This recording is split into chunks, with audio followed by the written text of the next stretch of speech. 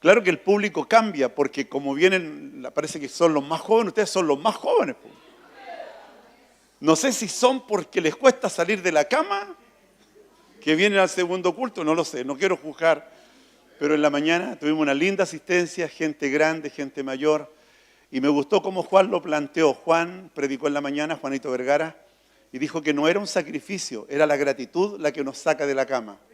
Y la verdad es que una de las cosas que yo he aprendido, sobre todo estuve en Brasil, y una de las cosas que me marcó mucho de la iglesia de Brasil fue ver a los niños y a los adolescentes sin teléfono en la iglesia. Eso me llamó mucho la atención, porque en nuestra iglesia nosotros le pasamos el teléfono a los hijos, nosotros, para que el niño no se aburra, ¿o no? Para que esté tranquilo. Y ¿sabe lo que me llamó la atención? Es que los niños no usan teléfono en Brasil en la iglesia. Y una iglesia grande, enorme. Y todos los niños se adoraban mientras cantaban. Entonces yo quería saber cómo lo hizo el pastor. ¿Cómo llegó a ese nivel de que no usen los niños el teléfono en la iglesia? Y él me dijo que ellos cuando comenzaron a crecer, les pidieron a los padres que les enseñaran a sus hijos que todo lo que ellos recibían, todo lo que tenían, era porque Dios se lo daba. El trabajo, el alimento, la ropa, la casa linda, el coche que tenían, todo se lo daba Dios. Y cuando venían a la iglesia, ellos venían a agradecerle a Dios por todo el bien que Dios le había dado. Entonces, cuando los niños vienen a la iglesia, vienen a agradecer a Dios por todo el bien que Dios les hace vivir. Y sabe que me encantó porque lograron plasmar esa idea. Y cuando los niños vienen a la iglesia, los niños saben que vienen a retribuir a Dios por lo que Dios les da. Porque le da al papá vida, salud a la mamá, porque tienen casa, tienen cariño, tienen comida, tienen ropa. Esa mentalidad lograron cambiarla. Y me gustaría que eso pasara en nuestra iglesia. Y que cuando usted venga a la iglesia, deje el teléfono suyo en su casa igual. Amén. Para que no diga, no, es que yo tengo la Biblia aquí. Hermano, cómprese una Biblia, ahí tenemos Biblia. Y Biblia es barata, hermanos. Al mismo precio que en Temuco. Propaganda para Juan, ¿cierto? Y así uno tiene su Biblia. Y si no puede comprarla, le regalamos. ¿Nos quedan Biblias todavía, hermano? Bien. Y le regalamos una Biblia. Claro que una Biblia sencilla nomás. No es tan linda, ¿cierto? Simple. Pero y la misma unción, pues. El mismo poder y la misma unción. ¿Sabe que hace algunos días estuve preparando un tema para los jóvenes que fueron a su encuentro? Y yo he leído, pero muchas veces este capítulo, el capítulo 5 de Segunda de Reyes. Porque vamos a hablar, por favor, Segunda de Reyes, capítulo 5. Y he predicado, pero una infinidad de veces de este capítulo. En lo largo de mi ministerio, si voy a cumplir 26 años de pastor, entonces sáquele molde, ¿cuántas veces puedo haberlo predicado? Pero en cada oportunidad que he predicado siempre apunto hacia, por ejemplo, uno de los personajes, o es Eliseo, o tal vez a esa muchacha que llegó siendo la esclava a la casa de Naamán y le dijo que mi señor vaya donde el profeta, porque el profeta le va a sanar. O he apuntado al mismo Naamán en el sermón. Pero sabe que mientras preparaba el sermón el otro día, mientras preparaba la enseñanza para los jóvenes, el Señor me entrega una luz, pero muy potente de este capítulo. Yo pregunto, ¿a cuánto le gustaría ver el poder de Dios en su familia, en su vida? Ver un milagro, porque nosotros anhelamos un milagro. Hay veces, cierto, que una enfermedad, alguna situación nos hace vivir como pareciera que Dios no está. Bueno, quiero hoy, a través de este libro, de este capítulo, llevarle a comprender, porque yo mientras leía encontré 5 enseñanzas que son aplicables para nosotros en este capítulo. Del versículo 1 al capítulo, del versículo 1, estoy hablando de Segunda de Reyes, capítulo número 5, versículo 1 al 14. Quiero que se queden sentados, voy a leer, voy a leer, amén. Dice el título, Eliseo y Naamán. Escuche, por favor. Naamán, ese era el nombre de este varón, Naamán, general del ejército del rey de Siria, era varón grande delante de su señor y lo tenía en alta estima porque por medio de él había dado Jehová salvación a Siria. Era este hombre valeroso en extremo, pero leproso. y de Siria habían salido bandas armadas y habían llevado cautiva de la tierra de Israel a una muchacha, la cual servía a la mujer de Naamán. Esta dijo a su señora: si rogase mi señor al profeta que está en Samaria, él lo sanaría de su lepra. Entrando Naamán a su señor, le relató diciendo: así ha dicho una muchacha que es de la tierra de Israel. Y le dijo el rey de Siria: anda, ve, y yo enviaré cartas al rey de Israel. Salió pues él llevando consigo 10 talentos de plata, 6,000 piezas de oro y 10 mudas de vestidos. Un buen regalo, hermano, un buen regalo.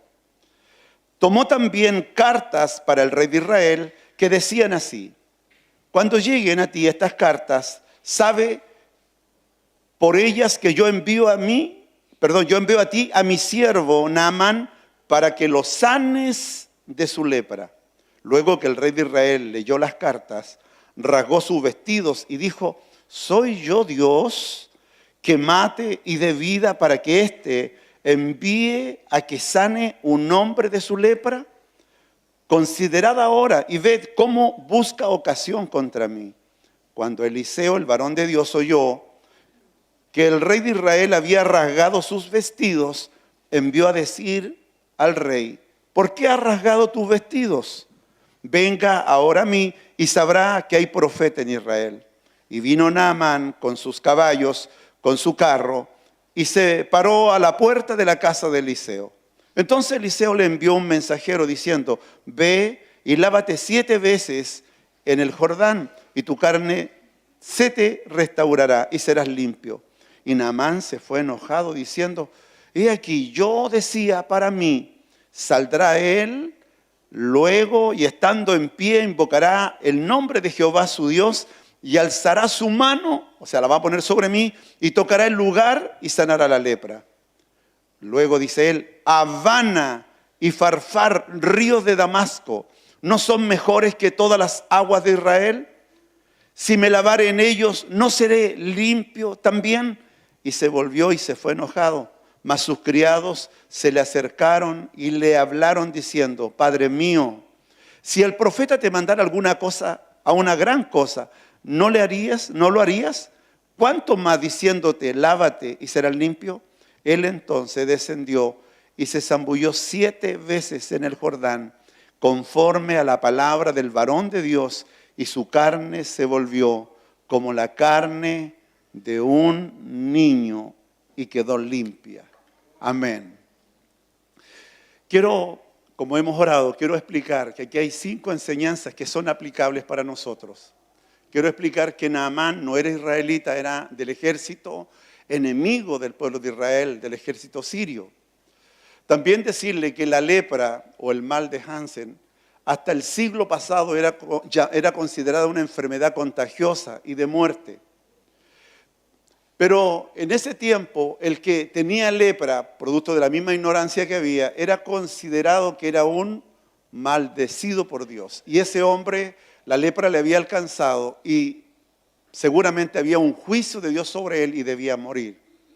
Este hombre, Naamán, era un general, no era cualquier persona. El versículo número 1 habla de la autoridad que él tenía. Yo quiero en la primera enseñanza hablarles de las situaciones en la vida en donde nosotros no podemos hacer nada. Ponga atención.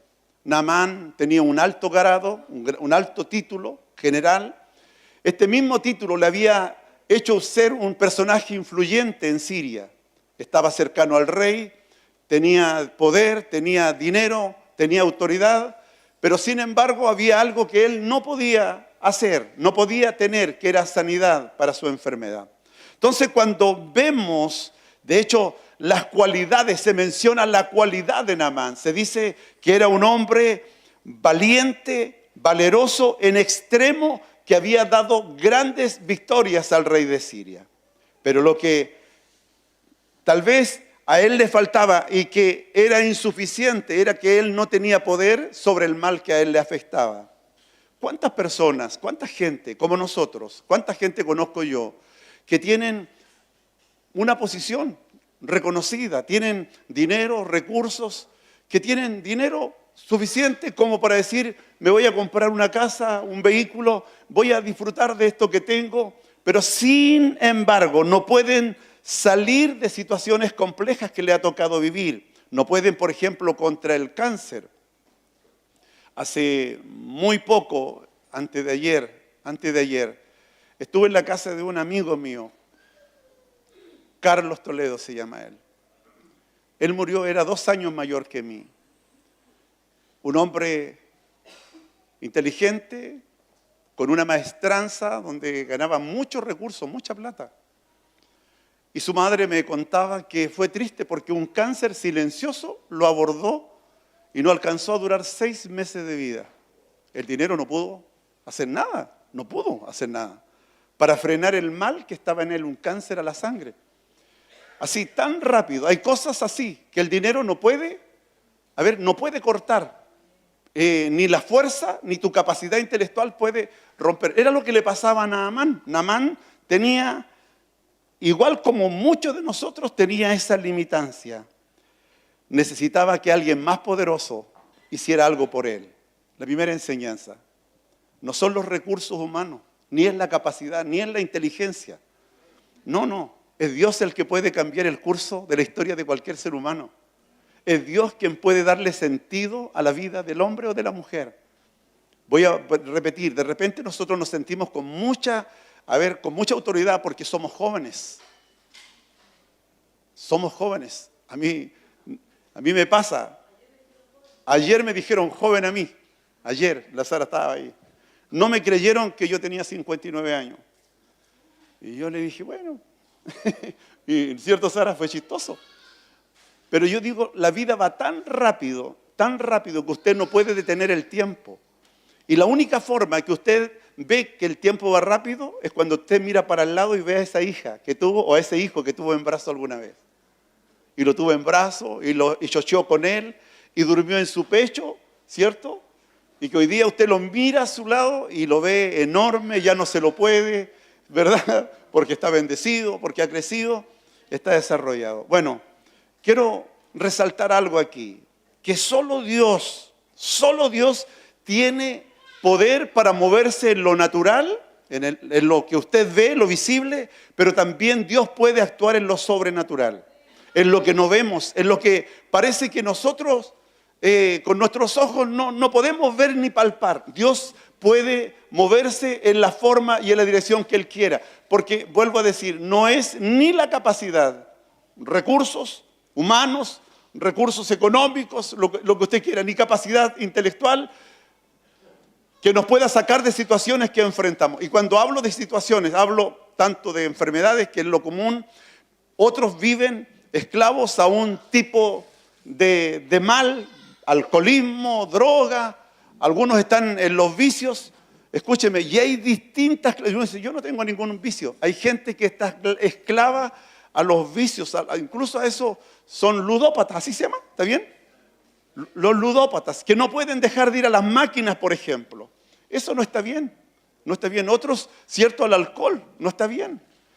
Y muchos otros tipos de mal. La segunda enseñanza que quiero compartir con ustedes es que necesitamos poner atención a la voz de Dios. Necesitamos poner atención a la voz de Dios. ¿Y quién fue la voz de Dios en la casa de Naamán? Fue la niña que llegó como esclava a la casa de Naamán a servir a la esposa de este general. El milagro que Naamán recibió no lo alcanzó por los recursos que él tenía, ni porque fue una buena clínica, ni porque lo atendió el mejor médico o porque le dieron los medicamentos indicados. El milagro que recibió Naamán fue porque él escuchó y fue capaz de discernir que era la voz de Dios que estaba en esa niña, que le dice, si él rogara al profeta que está en Israel, él lo sanaría. A veces Dios va a usar, como yo así lo he visto en estos años como pastor, a gente que te va a decir, sabes que necesitas ir a la iglesia, necesitas congregarte. Y a veces gente mayor, y a veces gente joven que van a tener una palabra y es Dios mismo que te está haciendo la invitación a acercarte a tu milagro. Yo dije al principio, ¿quiere ver el poder de Dios? ¿Quiere ver un milagro? Bueno, acércate. Y muchos de los que estamos aquí, alguien nos invitó, alguien nos trajo a la iglesia, alguien nos dijo, oye, Dios puede hacer algo, está bonito lo que Dios está haciendo. Bueno, esa niña que no aparece ni el nombre en este capítulo, fue el instrumento, fue la voz de Dios, fue la voz de Dios que Dios usó para que Naamán alcanzara su milagro. Muchas veces pensamos nosotros que la solución a nuestros problemas van a venir a través de un experto, de alguien, cierto, que estudió, y llámese psicólogo, psiquiatra. Muchas veces sabe que Dios puede, porque Dios está por sobre lo natural, Dios está por sobre lo sobrenatural, Dios está por sobre poder y sobre cualquier nombre que se nombre, está el nombre de Jesús. O sea, Dios tiene poder para moverse en cualquier dirección. Está por sobre todo. Entonces, muchas veces pensamos que esto puede recibirse porque hay un hombre que estudió y es capaz de darme el remedio que yo necesite. ¿Y acaso habrá algo que Dios no puede hacer? Moisés dijo así y nosotros lo cantamos muchas veces. ¿Acaso la mano de Dios se acortó? ¿Acaso Dios tiene alguna limitancia? ¿Algo que frena la mano de Dios? No, Dios no ha cambiado, no ha cambiado. Y podrán pasar los años y Dios seguirá siendo el mismo. Hay que estar atento a la voz de Dios. Y Dios habla en sueños, Dios habla por la palabra firme, Dios habla por la palabra. Mire, Dios le habló a José, ¿cierto? Le mostró sueños de lo que iba a ocurrir en el futuro. Le habló al faraón. De hecho, el libro de Génesis es el libro donde más veces Dios habló en sueño. Dios le habló en sueño de los 7 años de abundancia y de los 7 años de escasez que vendría. O sea, Dios siempre habla, y Dios te habla en sueño. Dios te habla aquí. De la forma más segura es la palabra de Dios, porque aquí encuentras tú incluso hasta dirección para que tú puedas caminar y dirigirte en la dirección correcta. La tercera enseñanza que veo acá en este capítulo es que los milagros no se compran. Dice que el rey de Siria envió, ¿verdad? ¿Cuántos talentos? 10 talentos. Un talento son 35 kilos de plata. Dice que envió 10 talentos de plata. Y mandó monedas de oro. Y mandó vestidos. Y se fue Naamán. Pero los milagros de Dios no se compran, no se obtienen por lo que uno da, no se obtienen ni por la ofrenda ni por el diezmo que usted da. Se obtienen por la fe que usted traiga delante de Dios. Todos los milagros que Dios hace, los hace cuando ve fe en una persona. Voy a volver a repetirlo. Todos los milagros que Dios hace, los hace cuando ve fe en la persona que a Él se acerca. Entonces Dios abre su buen tesoro al cielo para enviar el milagro. Lo que necesita ese hombre o esa mujer, Dios se lo da. Pero a Dios no lo podemos convencer, no podemos comprar un milagro. Y el rey de Siria, hermano, le había dado a Naamán una gran cantidad de plata y de oro y vestidos para que llevara de regalo al profeta. Los milagros no se compran, los milagros se obtienen cuando hay fe en el corazón. Saben que estando fuera de la tumba de Lázaro, esto está en Juan capítulo 11, 40. Estando fuera de la tumba de Lázaro, Jesús dice estas palabras: ¿no te he dicho que si crees verás la gloria de Dios? Voy a volver a repetirlo. ¿No te he dicho que si crees verás la gloria de Dios? ¿Cuál es el antídoto? ¿Cuál es el remedio? ¿Cuál es la vía o cuál es la conexión con nuestro milagro? En la fe que usted y yo portamos. El creer que Dios puede hacerlo. A veces Dios toma su tiempo. Sarita, párate por favor, hijita. Ella es mi hija Sara. Mire para allá. Mi hija nació con un problema. A ustedes saben. Nació sin nervio óptico. Y oramos a Dios para que hiciera un milagro creativo. ¿Sabe? 26 años oramos. Yo nunca dudé que Dios podía hacer un milagro. Nunca. Nunca dudé que Dios podía hacer un milagro. Y es más, con mi esposa siempre oramos por un milagro creativo. ¿Sabe por qué? Porque un día Dios me reveló que todo lo que se ve fue hecho de lo que no se veía. Ponga atención, por favor, porque a usted tal vez esto le hará bien. Todo lo que se ve fue hecho de lo que no se veía. Entonces Dios me habló la primera vez. O sea, hay donde está el globo ocular, hay nervio óptico. Lo que está aquí en la tierra, hay un lugar que está en la reserva. Hay riñones nuevos, hay corazones nuevos, hay sangre nueva, hay células nuevas, hay neuronas nuevas. O sea, hay un lugar donde hay una despensa espiritual y nosotros tenemos que apropiarnos y creer que Dios puede traer eso invisible a la tierra. Y fue lo que yo pedí siempre a Dios, un milagro creativo en la vida de mi hija Sara. 26 años. 26 años. Dios lo único que necesita para hacer un milagro es que usted crea. Y a lo mejor usted está orando y lleva una semana y ya está desesperado, un mes y está desesperado. Siga creyendo porque el milagro viene. No sé cuántos dicen amén. Los milagros vienen. No sé cuántos dicen amén.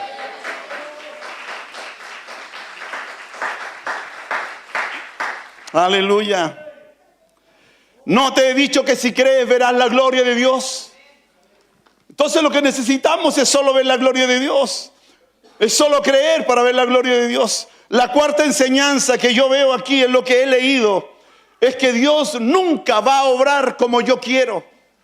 Naamán pensó que los ríos de Siria eran mejor que los ríos de Israel. Pero Dios nunca va a actuar como uno quiere. Dios tiene maneras sobrenaturales. ¿Se acuerdan de ese ciego al que el Señor escupió en tierra? Hizo lodo con la saliva. Debe haber sido grande, ¿cierto? Para hacer lodo.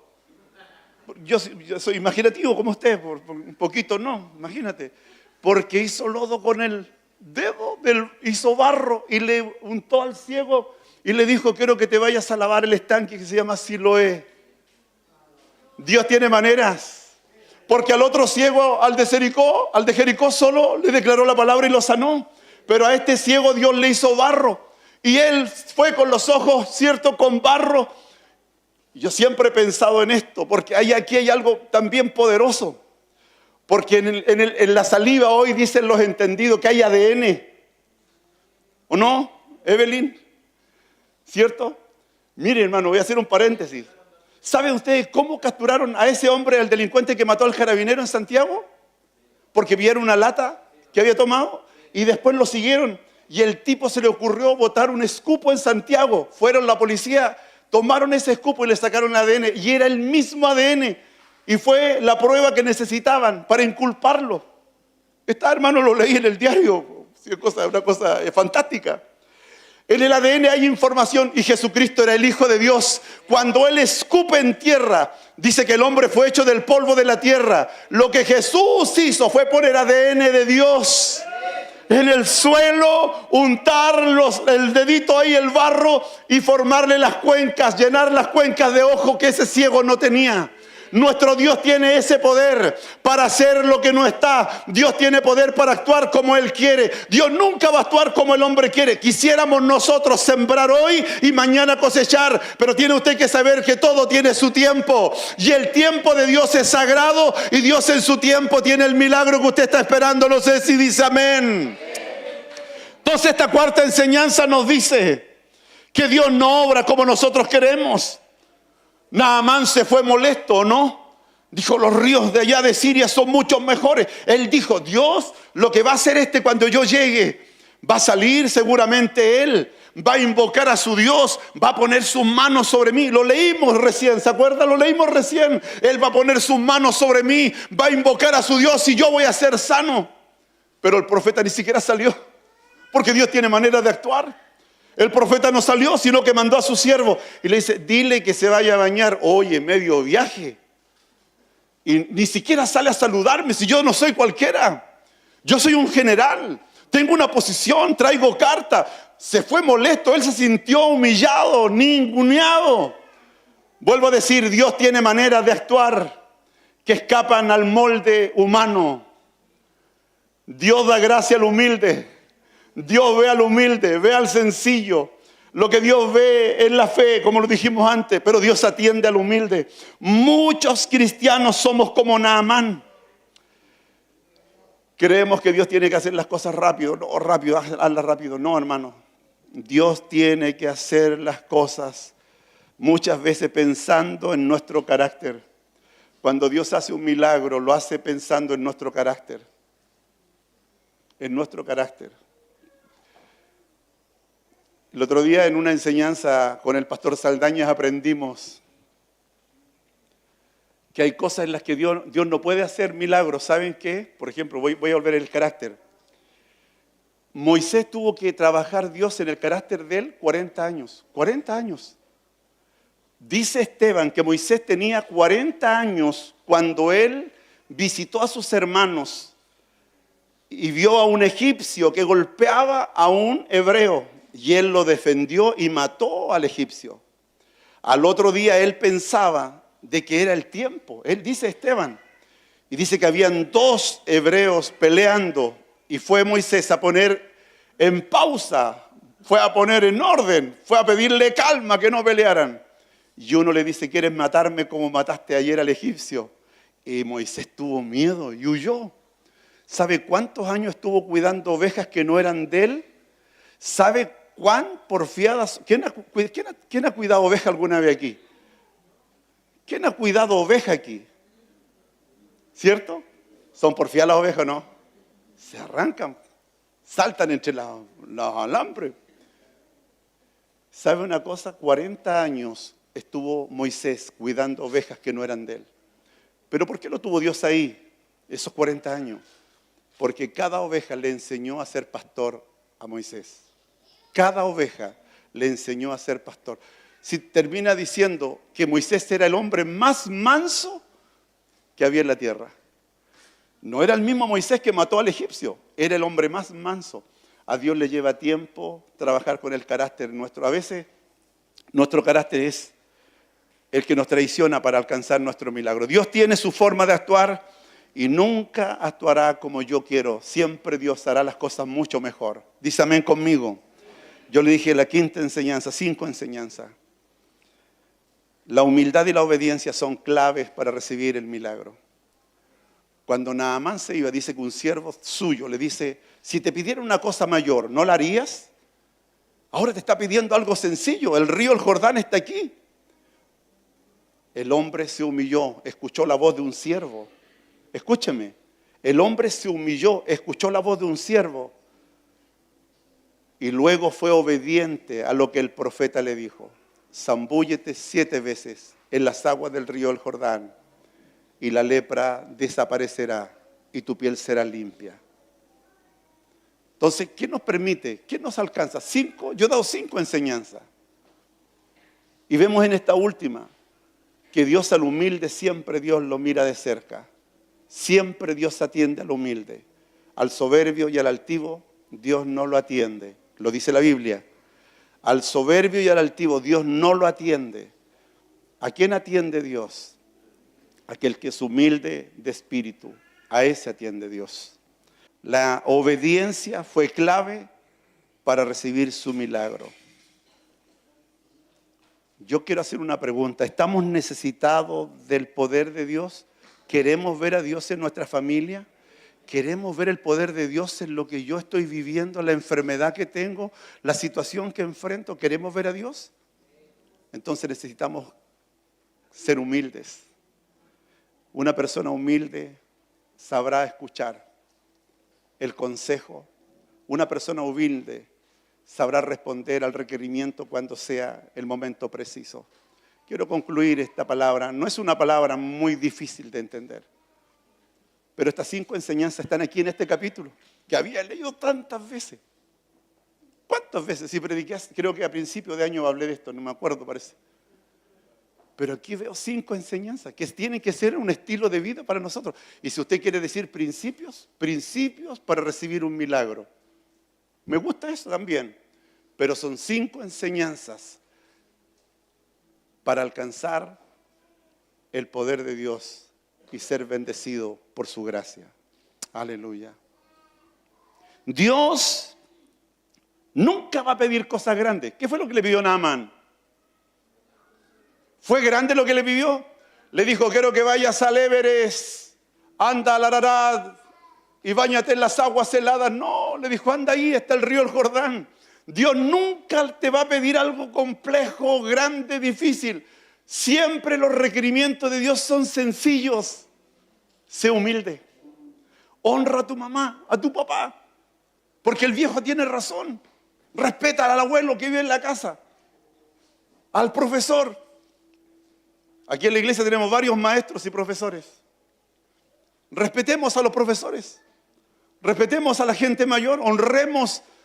Porque cuando usted y yo honramos, lo que nos alcanza es la honra a nosotros. Cuando yo honro a otro, lo que a mí me alcanza es honra. Lo dice la Biblia. Al que honra, Dios lo honra. Entonces necesitamos nosotros entender esto. Dios no le estaba pidiendo a Naamán algo que no pudiera cumplir. Era muy sencillo. Si es muy gratificante ver a Jesús en sus enseñanzas. Todas las enseñanzas de Jesús muy sencillas. Si las entendían los pescadores, la gente sin educación. La entendía la gente humilde, entendía el mensaje de Cristo. Es el mensaje de Cristo el que provocará en nosotros los cambios y traerá los milagros y traerá las señales y traerá lo que usted está esperando. Pero como no es difícil, porque Dios no te está pidiendo algo grande, Dios te está pidiendo que seas humilde. Solo un humilde será capaz de perdonar. Solo un humilde será capaz de amar. Solo un humilde será capaz de buscar a Dios y apartar tiempo para ser lleno de Él. Naamán fue humilde. Él aceptó el consejo que le entregaron. Él sabía que si entraba en las aguas, algo iba a ocurrir. Y lo que ocurrió fue su milagro. Sabe que la historia no la voy a continuar, pero él obtuvo su milagro.